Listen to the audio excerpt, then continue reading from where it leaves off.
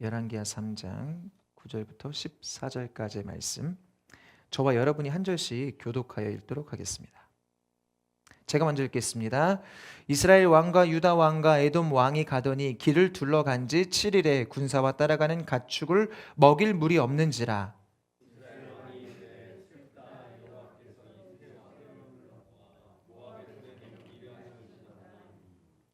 여호사밧이 이르되 우리가 여호와께 물을 만한 여호와의 선지자가 여기 없느냐 하는지라. 이스라엘 왕의 신하들 중에 한 사람이 대답하여 이르되 전에 엘리야의 손에 물을 붓던 사밧의 아들 엘리사가 여기 있나이다 하니,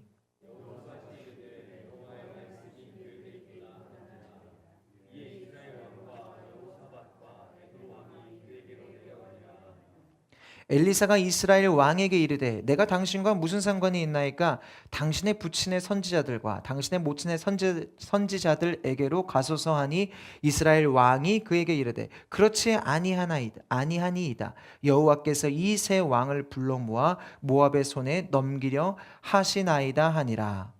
엘리사가 이르되 내가 섬기는 만군의 여호와께서 살아계심을 두고 맹세하노니 내가 만일 유다의 왕 여호사밧의 얼굴을 봄이 아니면 그 앞에서 당신을 향하지도 아니하고 보지도 아니하였으리이다. 아멘. 오늘 말씀의 제목은 복음적 삶 5번째입니다. 의인 한 사람을 통해서입니다. 함께 따라해 보겠습니다. 의인 한 사람을 통해서. 열왕기하 3장 9절부터 읽었는데 좀 전체의 내용을 가지고 오늘 말씀을 나누려고 하고요. 먼저 말씀을 시작하면서 열왕기하 3장의 배경에 대해서 좀 설명을 드리도록 하겠습니다. 열왕기하 3장은 그 시대에 남유다와 북이스라엘의 왕이 어떤 누구였는지를 먼저 소개하며 시작합니다. 그 당시에 남유다의 왕은 여호사밧이었고, 여호사밧이 남유다를 다스린 지 18년째 되던 해였습니다. 그리고 북이스라엘의 왕은 여호람이었는데 여호람이 다스린 지 12년째 되던 해였습니다. 그리고 그때의 배경은 북이스라엘을 배경으로 이 말씀이 전개가 됩니다. 여러분, 그 당시에 북이스라엘은 좀 강한 나라였어요. 힘이 좀 센 나라. 상대적으로 남유다는 북이스라엘보다는 약한 나라였습니다. 2절에 보니까 이 북이스라엘의 왕이 어떤 왕인지를 소개하는 내용이 있는데 2절 말씀 함께 읽어보겠습니다. 함께 읽겠습니다. 시작. 그가 여호와 보시기에 악을 행하였으나 그의 부모와 같지 아니하였으니 이는 그가 그의 아버지가 만든 바알의 주상을 없이 하였음이라. 아멘. 여러분, 2절에 보니까 여호람 북이스라엘의 왕이 어떤 왕인지를 설명하는데 어떤 왕이에요? 약간 애매하게 설명합니다. 악한 왕인데 또 부모 같지는 않았다. 근데 결론은 뭐예요? 악한 왕이라는 것이죠. 여러분, 성경에 보면은 열왕기 역대기를 보면 왕들에 대한 평가가 나옵니다. 남유다, 북이스라엘에 대한 평가가 나오는데 그 평가의 기준이 성경의 평가의 기준이 뭡니까? 하나님 말씀에 순종하는가 순종하지 아니하였는가. 하나님 말씀에 순종하면 선한 왕, 순종하지 아니하면 악한 왕입니다. 왜냐하면 그 왕을 세우신 분이 하나님이시기 때문에. 이스라엘의 왕은 하나님이시니까. 그래서 근데 오늘 성경은 뭐라고 이야기합니까? 여호람은 여호와 보시기에 무엇을 행했다고요? 악을 행했다고요. 그러니까 여호람은 악한 왕이에요, 선한 왕이에요? 악한 왕이었습니다. 하나님 말씀에 불순종하는 왕이 이 여호람이었습니다. 그런데 그때 이런 사건이 발생해. 어떤 사건이 발생하냐면 북이스라엘이 강한 나라라고 했잖아요. 그때 그 당시에 북이스라엘이 강했기 때문에 모압이 북이스라엘을 섬겼어요. 무엇으로 섬겼냐면 조공을 바쳤는데 많은 양털을 깎아다가 이스라엘에게 바쳤습니다. 여러분, 그 당시에 이제 광야하고 사막이니까 양털이 굉장히 필요하거든요. 양털을 가지고 장막도 만들고 옷도 만들고 여러 가지 신발도 만들고 이제 양털이 쓰이는 데가 굉장히 많았거든요. 그러니까 그게 이스라엘의 살림에 아주 톡톡한 보탬이 됐어요. 근데 모압의 왕이 우리 더 이상 이스라엘 섬기지 말아야 되겠다. 그래서 이제 섬기지 않기로 한 거예요. 그러니까 북이스라엘은 경제적 타격을 입었어요, 안 입었어요?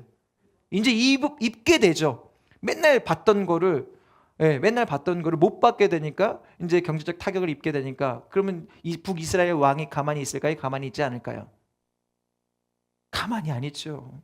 나를 가만히로 보나? 가만히 안 있죠. 예, 가만히 안 있고 이제 내가 이들을 정신을 차리게 해줘야겠다. 이들을 따끔한 맛을 보여줘야 되겠다. 그래서 전쟁을 일으키려고 하는데 누구와 함께 전쟁을 일으키냐면 남유다의 여호사밧 왕과 함께 전쟁을 일으킵니다. 여호사밧 왕에게 그들이 사실은 이제 동맹 관계 속에 있었거든요. 동맹 관계 속에 있어서 이제 우리가 전쟁을 일으키려고 하니까 동맹국인 너희 함께 나와라. 그래서 남유다의 왕인 여호사밧과 북이스라엘과 또 그 주변에 있던 에돔과 함께 이제 모압을 치려고 합니다. 이제 모압을 치려고 하는데 여러분 그 모압을 치려고 할 때에 북이스라엘과 남유다가 함께 연합해서 에돔과 함께 연합해서 연합군 세 왕들이 연합군을 이뤄서 가게 되는데 여러분 사실 여호사밧 왕은요 북이스라엘의 그 전에 왕이 누구였어요? 아합 왕이었어요. 아합은 선한 왕일까요? 악한 왕일까요? 아주 악한 왕이었어요. 그 아합의 이 부인이 누구예요? 이세벨이에요. 그때 어떤 사건이 일어납니까? 엘리야와 850대 1 그런 전투를 영적인 전투 속에서 하나님이 그 엘리야의 손을 들어주시고 그 모든 바알의 선지자를 때려잡게 했던 사건이 있었던 그런 일들을 원인을 제공했던 그 사람이 바로 이세벨이잖아요. 아주 악한 왕이죠. 그 아합이 하나님 말씀 저버리고 그렇게 이제 우상을 섬겼던 왕의 아들이 여호람인데 그 아합과 함께 여호사밧은 전쟁을 한번 했던 경험이 있습니다. 근데 그때 전쟁에 나갔을 때 이미 동맹국이었거든요. 그때도. 그러니까 그 당시에 북이스라엘이 좀 강한 나라였고 남유다도 여전히 조금 약한 나라였는데 동맹 맺자. 그래서 동맹을 맺은 거예요. 그래서 아합이 전쟁을 할 때 늘 남유다와 함께 나갔는데 여호사밧과 함께 나갔는데 여호사밧은 전쟁을 나갈 때 어떻게 했을까요? 하나님께 기도했어요. 우리가 이 전쟁이 어떻게 될지 하나님께 여쭤보자. 하나님께 기도할 선지자 없냐? 그 선지자를 찾아다가 하나님께 기도하고 하나님께 여쭈어보고 전쟁을 나갔었거든요. 근데 이번 전쟁에는 여호사밧이 기도를 안 하는 거예요. 하나님께 여쭤보자 이야기 안 하는 거예요. 그냥 그대로 전쟁에 나가게 됩니다. 그들이 이제 그 전쟁에 참여하게 되는데 전략이 뭐냐면은 에돔 광야 쪽으로 진군하려는 계획을 세웁니다. 그들이 어디를 치려고 합니까? 지금 모압 북쪽을 치려고 합니다. 여러분 모압이 성이 있잖아요. 그럼 성벽이 있지 않습니까? 성벽이요. 지형에 따라 성벽을 동일한 높이로 세우는데 지형에 따라 동일한 높이로 세워도 지형에 따라 어떤 곳은 높고 어떤 곳은 낮겠죠. 성벽을 동일한 위치로 쌓아도 높은 곳에 동일한 위치로 쌓으면 높고 낮은 곳에 동일한 위치로 쌓으면 낮을 거 아닙니까? 여러분 그러면 어디로 공격하는 게 쉬울까요? 낮은 곳으로 공격하는 게 쉽겠죠. 근데 가까운 곳은 모압 북쪽 높은 곳이었어요. 이미 거기는 요새화가 되어 있어요. 그러니까 이들이 딱 생각하기에 우리가 이곳은 전쟁하기 어려우니까 조금 돌아가더라도 우리가 그 에돔 서쪽 에돔 광야 쪽으로 우리가 좀 돌아서 멀리 가더라도 그쪽으로 가서 낮은 곳을 공략하자라고 전략을 세운 거예요.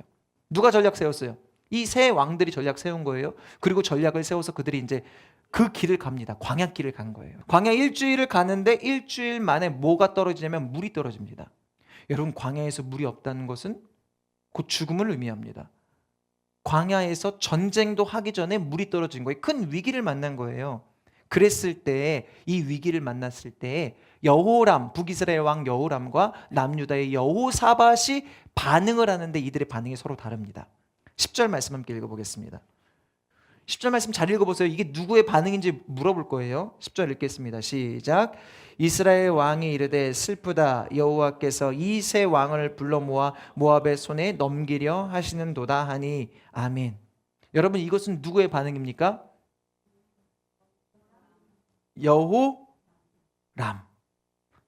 여호람의 반응이었어요. 여러분 보세요. 전략 누가 짰어요? 자기네끼리 짰죠.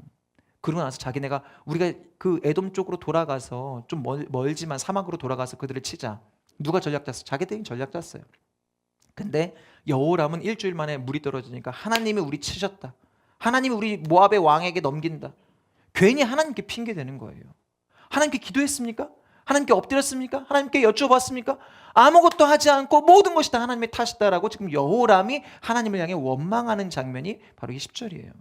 근데 여러분 11절에 보니까 여호사밧의 반응이 나옵니다. 여호사밧의 반응 함께 읽어보겠습니다. 시작. 여호사밧이 이르되 우리가 여호와께 물을 만한 여호와의 선지자가 여기 없느냐 하는지라. 이스라엘 왕의 신하들 중에 한 사람이 대답하여 이르되 전에 엘리야의 손에 물을 붓던 사밧의 아들 엘리사가 여기 있나이다 하니 아멘. 여러분, 위기를 만나자 지금 여호사밧은 어떻게 하고 있습니까? 누구를 찾아요? 하나님을 찾아요. 우리를 지금 구원해 주실 분은 하나님밖에 없어. 이 사막에서 우리를 구원하실 수 있는 분은 하나님이야. 그래서 그럼 우리를 위해 기도해 줄 선지자 없어? 그렇게 하나님께 기도할 수 있는 선지자를 찾는 거예요. 여러분, 그때 이 여호람의 종 중에 한 명이 저기 지금 여기에 엘리사가 있습니다. 엘리사가 있습니다. 여러분, 이 배경이 어디라고 했죠? 북이스라엘 배경이라고 했잖아요. 북이스라엘 때 엘리사의 스승이 누굽니까? 엘리야, 엘리사. 근데 이때 이 북이스라엘이 계속해서 아합과 여호람, 하나님을 섬기지 않았기 때문에 굉장히 이 선지자들은 왕에 대해서 어떻게 생각했을까요? 좋지 않게 생각했죠. 바른 길을 가지 않으니까. 근데 엘리사가 있습니다. 알고는 있는 거예요. 그래서 이 세 왕들이 엘리사에게 가기로 합니다. 여호사밧이 강권적으로 이끌고 엘리사에게 가는 거예요. 우리 하나님께 기도해야 된다. 하나님의 선지자가 우리를 위해 기도해 줘야 된다. 하나님이 우리를 구원하시지 않으면 우리는 방법이 없다. 그래서 그때 그들이 함께 이제 그 엘리사에게 가게 되는데, 여러분, 그 왕들을 본 엘리사의 반응이 어땠을까요? 굉장히 썰렁해요. 한번 읽어볼까요? 13절입니다. 시작. 엘리사가 이스라엘 왕에게 이르되 내가 당신과 무슨 상관이 있나이까? 당신의 부친의 선지자들과 당신의 모친의 선지자들에게로 가소서 하니 이스라엘 왕이 그에게 이르되 그렇지 아니하니이다. 여호와께서 이 세 왕을 불러 모아 모압의 손에 넘기려 하시나이다 하니라. 아멘. 여러분, 엘리사가 그 왕들을 두고 문전박대하는 거예요. 아니, 내가 당신과 무슨 상관이 있습니까? 당신네 아버지는 지금 바알 섬기고 어머니는 바알 섬기는데 왜 나한테 와서 이럽니까? 왜 하나님께 와서 이럽니까? 언제부터 하나님께 기도했다고? 언제부터 하나님께 여쭈어봤다고? 바알에게나 가십시오. 당신의 선지자에게나 가십시오. 지금 그렇게 이야기하는 거예요. 여러분, 평소에는 하나님 말씀에 순종하지도 않고 하나님께는 관심도 없다가 어려울 때 와서 무슨 하나님이냐? 지금 엘리사가 그렇게 이야기하는 거예요. 여러분, 그런데 우리도 그렇지 않습니까? 우리도 좋을 땐 하나님 안 찾아요. 평안할 땐 하나님 안 찾아요. 어렵고 힘들면 그제서야 하나님 찾는 거예요. 하나님 도와주세요. 하나님, 나 왜 이렇게 만들었어요? 내 상황 왜 이렇게 힘들어요? 왜 이렇게 어려워요? 그 일을 하나님이 하신 것도 아니고, 그 일을 하면서 하나님께 물어본 것도 아니고, 하나님께 여쭈어보면서 하나님을 경외하면서 그 길을 걸어간 것도 아니면서 내 상황을 보고 하나님 찾고 그때 그제서야 하나님 찾고 다 하나님 탓이라고 이야기하는 거예요. 여러분, 청년들이요, 결혼할 때 고민하는 것 중에 하나가 어디까지 청첩장을 돌려야 하냐, 어디까지 내가 경조사에 참여해야 되느냐, 이거를 가지고 고민하거든요. 왜 그런 고민을 하냐면, 갑자기 연락도 없이 지내다가 뜬금없이 연락 와갖고 잘 지내냐 하면서 나 결혼해, 이런 경조사에 연락받으면 기분이 나쁘다는 거예요. 아니, 평소에 연락이라도 하지, 연락도 안 해놓고 갑자기 연락해서 자기 뭐 필요할 때만 연락하고, 이제 이런 반응이 나올 때가 있다는 거예요. 뭐 모든 친구들에게 그런 건 아니지만 가끔 그럴 때가 있다는 거예요. 여러분, 교회도 그렇지 않습니까? 교회도 자기 힘들 때만 나오는 분들이 있습니다. 물론 뭐 괜찮아요, 그래도. 근데 여러분, 자기가 필요하면 나오고 뭔가 목적을 가지고 나오는 분들이 있어요. 여러분, 잘 한번 생각해 보세요. 사람들끼리도 그렇지 않습니까? 사람들끼리도 관계를 맺을 때 뭔가 목적을 가지고 누군가를 만나고 대하면 나중에 그 사람이 그것을 알게 됐을 때, 뭐야, 너 이러려고 나 만난 거야? 이러려고 잘해준 거야? 이러면 그 사람이 좀 기분 나빠하거든요. 인격적으로 그게 좀 기분이 나빠요. 인격 대 인격으로 대해주지 않는 느낌이니까. 근데 여러분, 교회에도 그렇게 나왔어요. 하나님을 그렇게 생각해요. 그렇게 대해요. 그게 하나님과의 바른 인격적인 관계가 맺어질 수 있을까요? 그 속에서 바른 믿음이 자라날 수 있을까요? 그렇지가 않은 거예요. 지금 엘리사가 그거 이야기하는 거예요. 평소에는 하나님 찾지도 않다가 힘든 일 생기니까 이제 와서 도와달라는 거 아니냐. 너네 신에게로 가라. 근데 여러분, 여호사밧이 계속 부탁을 하거든요. 또 북이스라엘의 왕도 13절에 보니까 철이 덜 들었어요. 계속 원망하는 거야. 아니야, 지금 하나님이 우리 모아놓고 우리 심판하려고 해. 우리를 넘기려고 해. 하나님이 그렇게 하신 게 아니라 자기들이 하나님께 여쭤보지도 않고 기도하지도 않았으면서 그런 위기를 당하니까 다 하나님 탓이라고 해. 근데 여호사밧은 아닙니다, 우리를 위해 기도해 주십시오. 겸손하게 엎드리거든요. 그때 엘리사가 기도하면서 이렇게 이야기를 해요. 14절이에요. 같이 한번 읽겠습니다. 시작. 엘리사가 이르되 내가 섬기는 만군의 여호와께서 살아계심을 두고 맹세하노니 내가 만일 유다의 왕 여호사밧의 얼굴을 봄이 아니면 그 앞에서 당신을 향하지도 아니하고 보지도 아니하였으리이다. 아멘. 여러분, 내가 만일 유다의 왕 여호사밧의 얼굴을 봄이 아니면, 지금 엘리사가 기도해 주겠다는 거예요. 근데 누구의 얼굴을 보고 기도해 주겠다는 거예요? 여호사밧의 얼굴을 보고 기도해 주겠다는 거예요. 내가 하나님께 구원을 기도할 건데 여호사밧의 얼굴을 봤기 때문에 기도해 주겠다는 거예요. 그 곳에 여호람만 왔다면 엘리사가 그를 향해 쳐다도 안 봤을 것이다 라고 이야기하는 거예요. 여호사밧이 누구길래? 여호사밧. 여러분, 여호사밧이 누굽니까? 남유다의 네 번째 왕이고요. 그의 아버지 아사를 따라서 선한 정치를 했던 왕이 바로 여호사밧입니다. 여호사밧은 선한 왕이었어요. 여호사밧이라는 이름이 여호와께서 심판하신다라는 뜻이거든요. 그는 하나님 말씀에 순종하였던 왕이었고 선한 왕이었어요. 근데 그의 실수가 뭡니까? 북이스라엘과 함께 협력했다는 것이죠. 여러분, 북이스라엘은 악한 왕이었어요. 물론 여호사밧의 마음은 어떤 마음이었냐면 함께 평화를 누리기 위해서 이 북이스라엘과 손을 잡은 거예요. 근데 여러분, 진정한 평화는 누가 주십니까? 하나님이 주세요. 내가 다른 사람과 함께 손잡아서 그 권력을 기댄다고 그 사람이 나에게 평화를 주는 게 아니라, 그 사람이 나에게 평안을 주고 안정을 주는 것이 아니라, 진짜 안정은 누가 주실 수 있습니까? 오직 하나님만이 우리에게 주실 수 있는 줄 믿습니다. 하나님만을 의지했어야 되는데 선한 마음이었으나 복 있는 사람은 악인의 꾀를 쫓지 아니하고, 여러분, 그가 악한 왕인 그가 손잡은 그게 그의 실수였죠. 여러분, 그러나 그런 위기 속에서 이 여호사밧이 하나님께 엎드릴 때, 하나님을 찾을 때, 하나님을 구할 때, 하나님이 여호사밧 알아요? 몰라요? 아시죠? 여호사밧도 하나님을 알죠. 하나님의 선하심을 알죠. 하나님께 엎드려서 하나님께 기도할 때 하나님이 엘리사를 통해서 이렇게 말씀하시는 거예요. 여호사밧 때문에, 여호사밧 얼굴 봐서 너희를 이 전쟁에서 구원해 주겠다. 여러분, 우리가 기억해야 되는 것은 이거예요. 의인 한 사람, 함께 따라해 보겠습니다. 의인 한 사람, 의인 한 사람, 의인 한 사람 때문에 이 전쟁에서 너희를 구원하시겠다라고 하나님이 약속하시는 거, 말씀하시는 거예요. 여러분, 하나님은 의인 한 사람을 통해서 하나님의 구원의 역사를 이루십니다. 이 세상 전체가 의인이 되어야 하는 것이 아니라 의인 한 사람을 통해서 하나님은 그 지역을, 그 나라를, 그 민족을, 여러분의 가정을 변화시키시고 구원하시는 역사를 써내려 가시는 줄 믿습니다. 여러분, 사도 바울이요, 로마로 압송될 때 광풍을 만납니다. 광풍 이름이 뭡니까? 유라굴로를 만나는데, 사도행전 27장에 보면은 이 유라굴로라는 광풍이요, 여러분 광풍 만나보셨어요? 배 타보셨죠? 배멀미 해보셨나요? 배멀미는 몇 시간을 타야 배멀미가 시작되나요? 파도가 심하잖아요? 바로 시작됩니다. 배를 타고, 여러분, 배멀미는요, 만약에 그 기상 상황이 안 좋아갖고 파도가 시작되면은 타자마자 바로 멀미가 시작돼서 정말 너무 힘들어요. 그게 그 배를 타는 시간이 10분이든 30분이든 그게 시간이 길고 짧고가 아니에요. 파도가 치고 바람이 불고 기상이 안 좋으면은 멀미를 하는데 너무 힘들거든요. 안 해보셔서 지금 진짜 힘들어요. 식은땀이 나고. 그런데 여러분, 이 유라굴로의 강풍이 얼마나 지속된지 아십니까?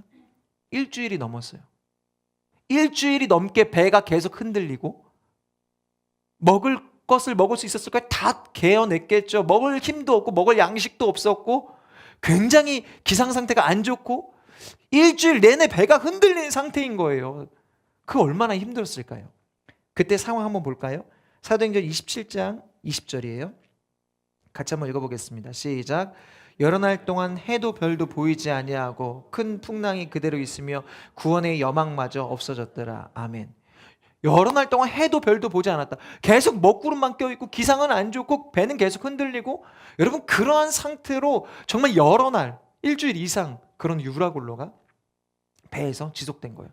여러분 거기에 정상인 사람이 누가 있었겠습니까? 다 기진맥진 탈진한 상태로 제정신이 아니었겠죠. 다 살 소망이 끊어졌겠죠. 우린 더 이상 살 수가 없구나. 우린 이렇게 죽어가는구나. 이렇게 고통당하다 죽겠구나. 얼마나 힘들었을까요? 얼마나 어려웠을까요? 다 살 소망이 끊어진 그런 상태 속에서 여러분 그때 바울은 뭐 했을까요? 똑같이 힘들어했겠죠. 그러나 바울은 그 속에서 하나님께 기도했어요. 그랬을 때 하나님께서 그에게 말씀하시는데 우리 하나님이 그에게 어떻게 말씀하셨는지 함께 보도록 하겠습니다.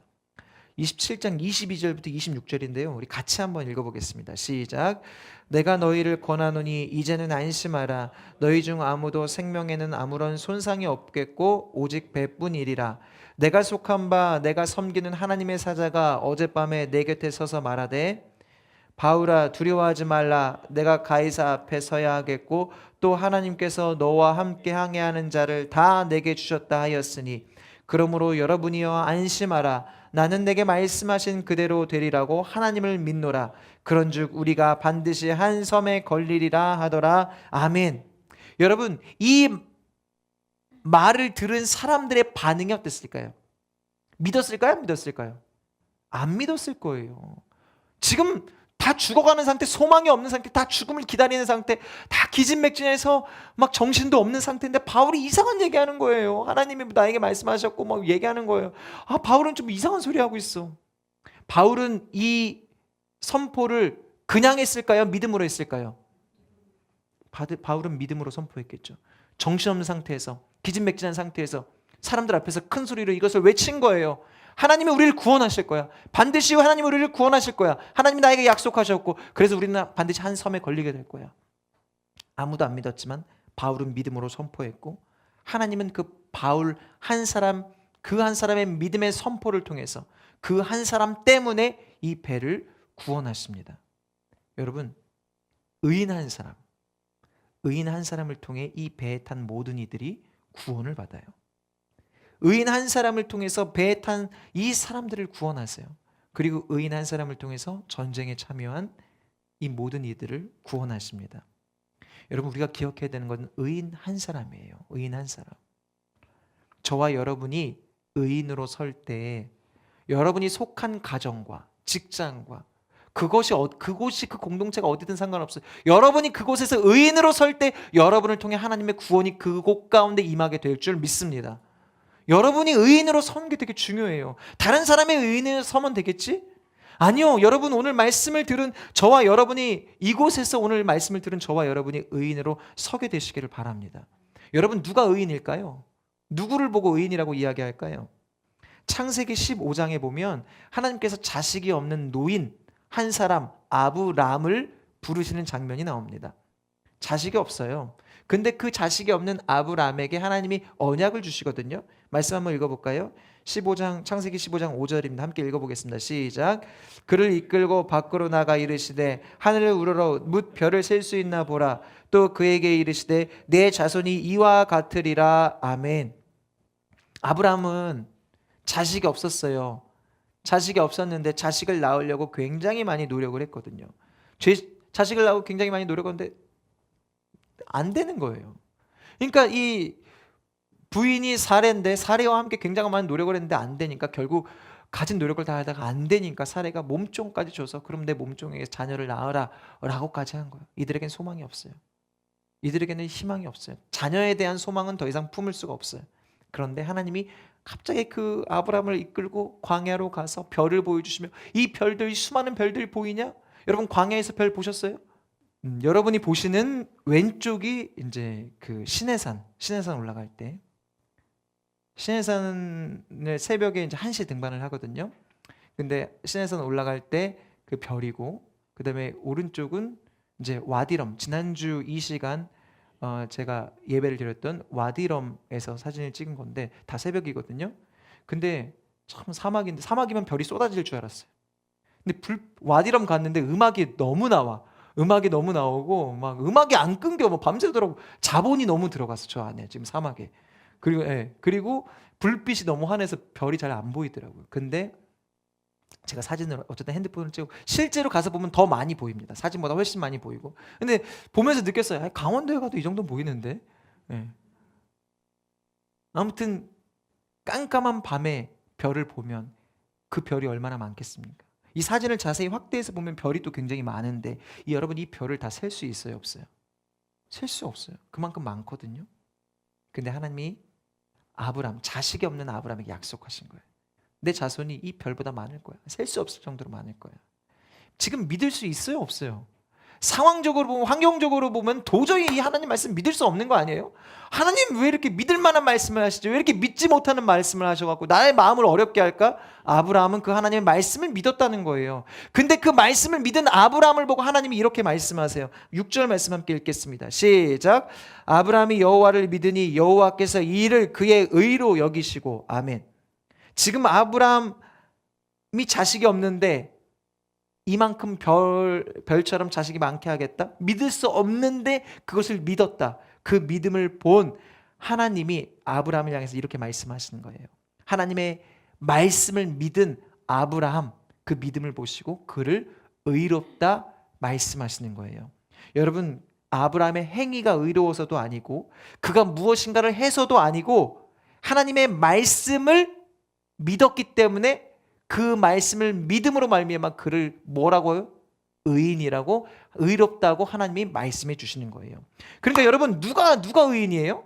하나님의 말씀을 믿는 자가 의인이에요. 하나님의 약속을 믿는 자가 의인이에요. 내 상황과 환경을 바라보고 절망하는 자가 의인이 아니고 내가 이 상황을 넘어서서 열심히 노력해야 되겠다 노력하는 자가 의인이 아니고 절망과 아픔과 상처를 넘어서 내 생각에는 도저히 이루어질 수 없는 일임에도 불구하고 하나님이 말씀하셨으면 그 말씀은 반드시 이루어질 거야 라고 그 말씀을 믿고 약속하신 하나님을 믿는 사람이 의인이라는 거예요.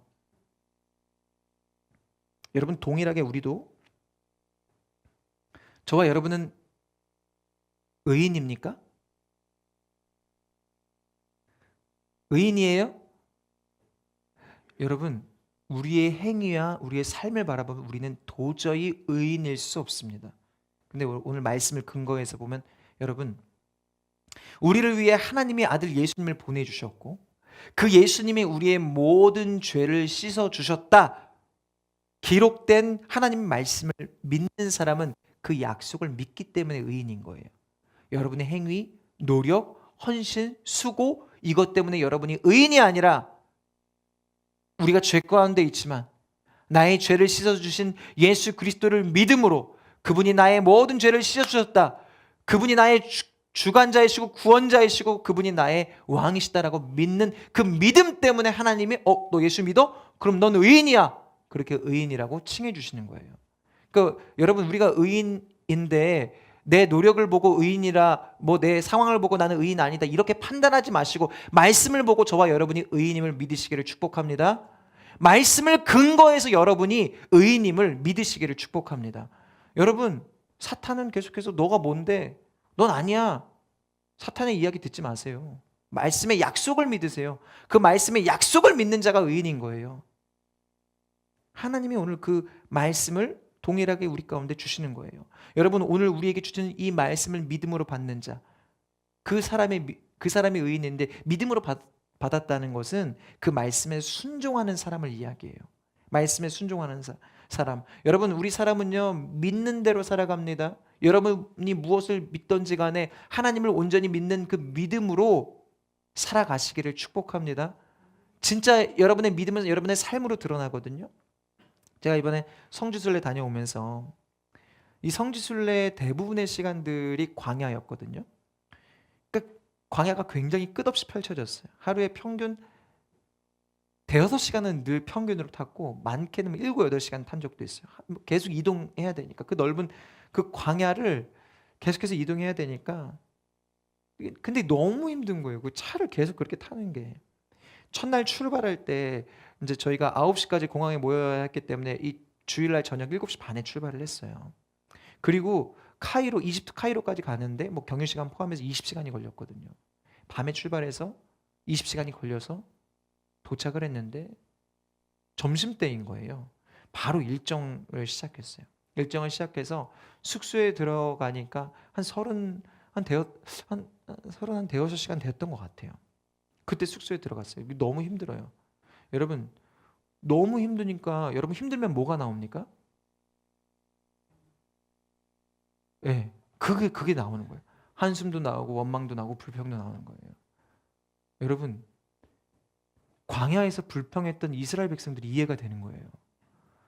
저는 차를 타고 비행기를 탔음에도 불구하고 원망과 불평이 나오는데 나 집에 가고 싶다. 첫날부터. 와, 너무 힘들다. 이스라엘 백성들은 그 뜨거운 태양볕에서 그 사막의 길을 걸었으니 광야길을 하루라도 한번 걸어보세요. 바로 나옵니다, 불평. 홍해를 갈랐어도 바로 불평이 나와요. 너무 힘들더라고요. 그 상황이 너무 척박하더라고요. 너무 힘들더라고요. 여러분, 그러다가 첫날 너무 피곤하고 몸과 마음이 힘들 때 어디를 갔냐면 쓰레기 마을이라는 곳에 갔어요. 쓰레기 마을. 이 쓰레기 마을은 카이로의 한 변두리에 있거든요.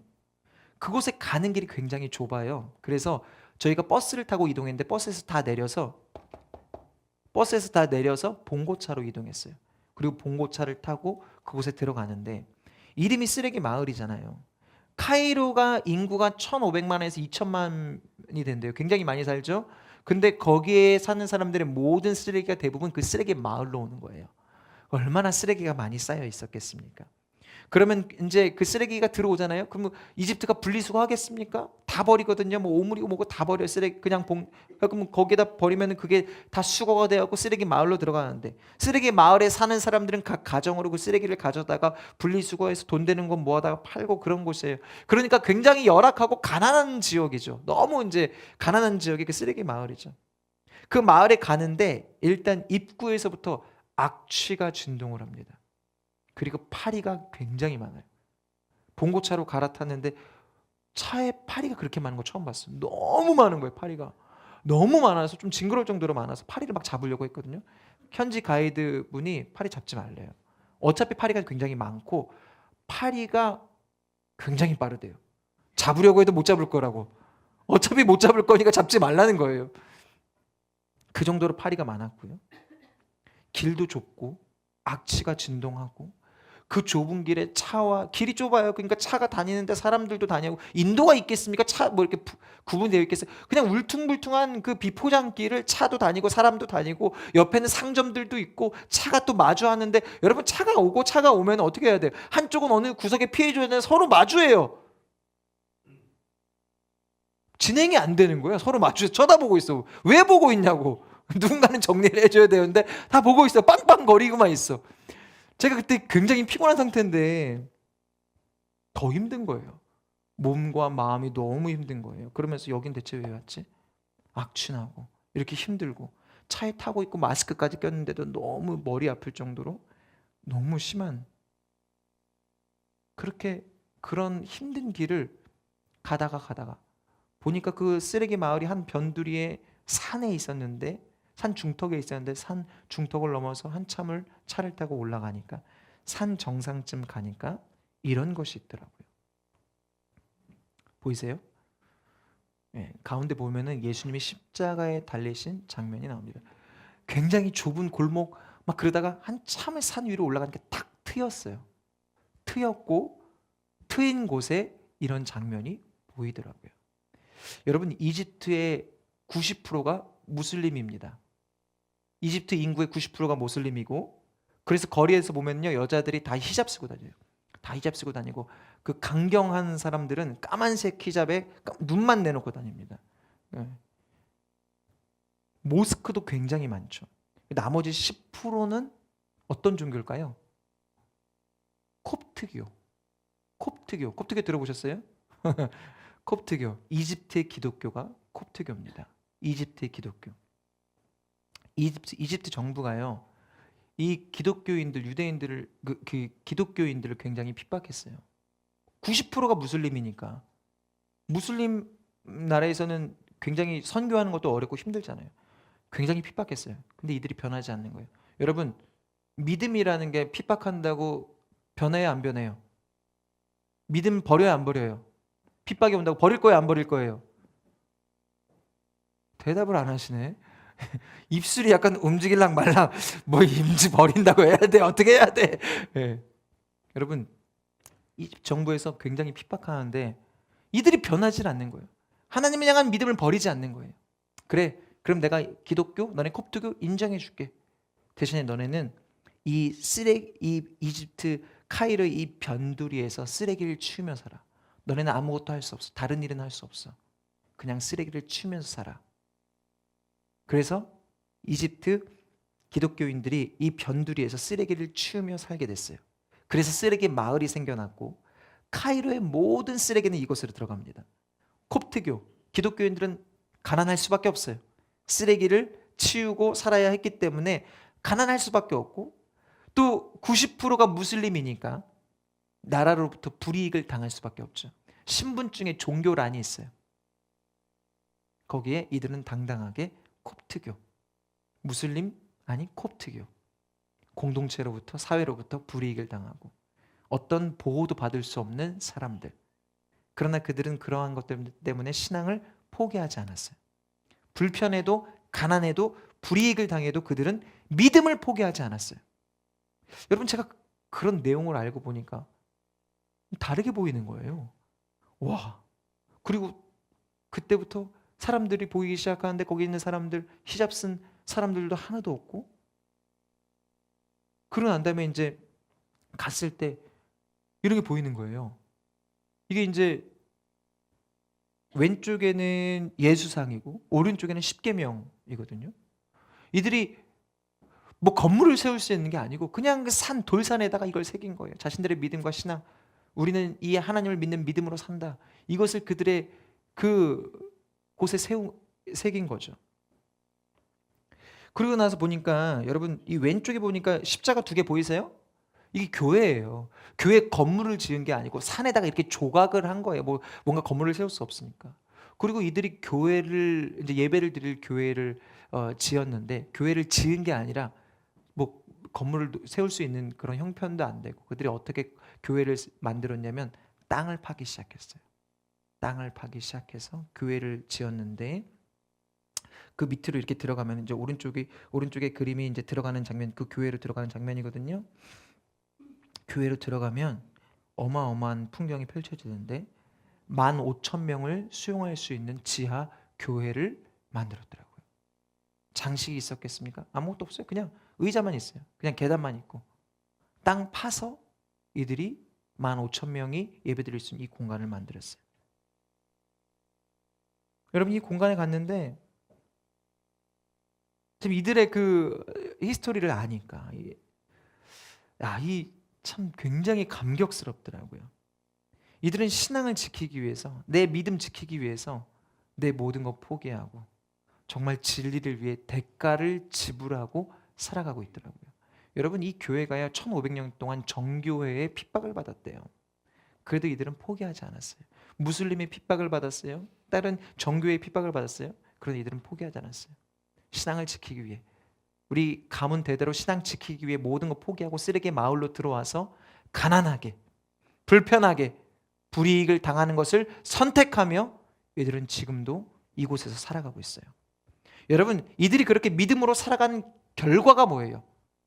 믿음으로 살아낸 결과가 뭐예요? 가난과 억압과 불이익. 그런데 여러분 이집트에는 인정하는 종교가 2가지예요. 뭐라고요? 무슬림과 콥트교. 이집트가 인정했다니까요. 90%가 무슬림인데 이집트는 콥트교 기독교를 인정했어요. 이들이 불이익당하고 억압당하고 가난하게 됐지만 이들의 그 불이익과 가난과 억압을 통해서 이집트가요 이 콥트교를 기독교를 인정하게 됐다고요. 여러분 그래서요 국가에서 짓는 관공서를 지을 때 이들이 항상 뭘 같이 지냐면 모스크를 같이 지어요. 왜냐하면 이들은 어디서든 막 길거리에서도 카페트 깔아놓고 막 기도하고 공항에서도 기도하고 거리에 청소하시는 분도 갑자기 시간이 되면 카페트 깔아놓고 기도하거든요. 모스크가 그래서 늘 있어야 돼요. 관공서가 모스크 짓잖아요. 그럼 그 옆에 뭐가 같이 서는 줄 아세요? 십자가. 교회가 세워집니다. 왜요?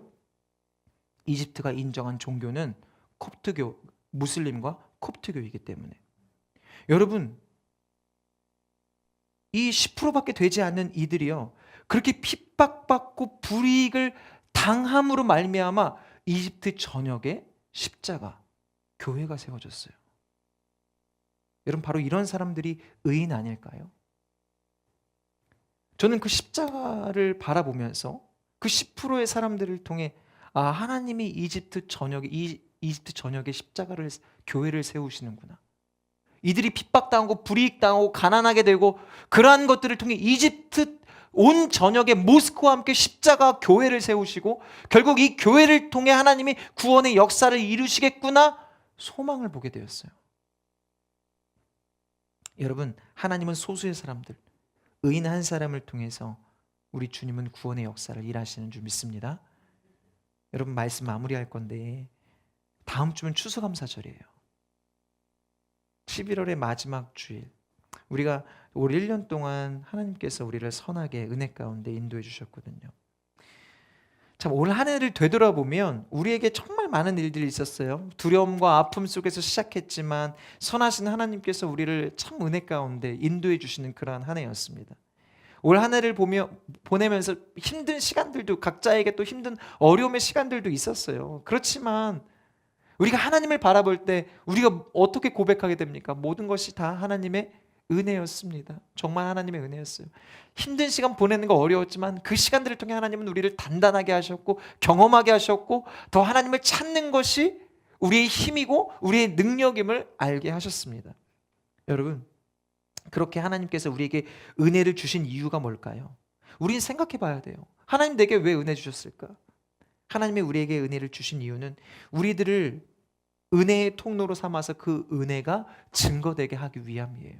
여러분, 다니엘 기도회를 진행하고 있잖아요. 다니엘 기도회에 나온 강사들 중에 편한 삶을 살았던 사람은 단 한 사람도 없습니다. 다 험한 인생. 그 사람이 연예인이건 그 사람이 유명한 병원 의사건 뭐건 다 그들은 그들의 인생에서 대가를 지불했던 사람들이에요. 그렇게 대가를 지불하고 예수 그리스도를 선택했을 때 주님이 주시는 은혜로 충만하여서 세상이 주는 기쁨과 세상이 주는 부와 명예가 아니라 하나님이 주시는 그 기쁨과 은혜를 붙잡고 살아가니 그들의 삶 가운데 세상에 줄 수 없는 평안과 그 감사의 제목들이 그들의 삶 가운데 가득하는 거예요. 하나님의 역사가 가득한 거예요. 이들은 그것을 자랑하고 그것을 증거하는 거예요. 그것을 간증하는 거예요. 이들이 동일하게 고백하는 것이 무엇입니까? 나에게 하나님이 이렇게 은혜를 주신 것은 나로 하여금 그 은혜를 전하게 하기 위해서. 여러분, 하나님이 저와 여러분에게 은혜를 주신 이유가 무엇일까요? 저와 여러분을 통해 은혜 주신 그 하나님이 어떤 하나님인지를 저와 여러분을 통해 하나님이 영광 받으시기 위해서. 여러분, 정말 은혜 받은 사람은요, 은혜에 반응하는 삶을 살거든요. 손해봐도, 불이익을 당해도 타협하지 않아요. 진리를 선택하고 믿음의 길을 걸어갑니다. 마지막으로 무엇이 믿음의 길일까요? 말씀 하나 읽을게요. 같이 한번 읽겠습니다. 요한복음 14장 6절입니다. 시작. 예수께서 이르시되 내가 곧 길이요 진리요 생명이니 나로 말미암지 않고는 아버지께로 올 자가 없느니라. 아멘. 오직 예수님만이 바른 진리의 길이고 생명의 길이고 믿음의 길임을 선포하고 믿지 않는 영혼들을 그렇게 주님께로 인도하는 것이 바로 우리가 믿음의 길, 하나님의 은혜를 받은 자들로서 그 은혜에 반응하는 우리의 믿음의 태도인 줄 믿습니다. 여러분, 이 일은 우리만 할 수 있어요. 여러분, 이집트의 구원을 위해서 누가 기도할 수 있을까요? 10%의 콥트 교인들만 기도할 수 있어요. 여러분, 이 땅을 향한 구원 누가 할 수 있을까요? 누가 기도할 수 있을까요? 우리만 할 수 있어요. 예수님이 길이요 진리요 생명임을 믿는 우리들만 할 수 있어요. 그것이 우리에게 주신 은혜이자 특권이며 그것이 우리가 해야 될 의무라는 것입니다. 여러분, 우리가 예수님을 전하는 유일한 통로임을 기억하시며 이제 한 주 앞으로 다가온 우리 블레싱 고척을 위해서 이번 한 주 동안 열심히 기도하고 노력하는 저와 여러분들 되시기를 바랍니다. 믿음으로 예수님의 은혜를 전하고 증거하는 복된 한 주 보내시기를 바랍니다. 그러한 저와 여러분의 그 헌신과 수고를 통해 여러분, 우리가 기억해야 되는 것은 이거예요. 의인 한 사람, 하나님은 의인 한 사람을 통해서 그 가정을 구원하시고 그 이웃을 구원하시고 그 지역을 구원하시고 그 나라와 민족을 구원하신다는 거예요. 저와 여러분이 하나님이 일하시고자 할 때, 하나님이 구원하시고자 할 때 찾으시는 그 의인 한 사람들이 되시기를 예수 그리스도의 이름으로 간절히 축원합니다. 아멘.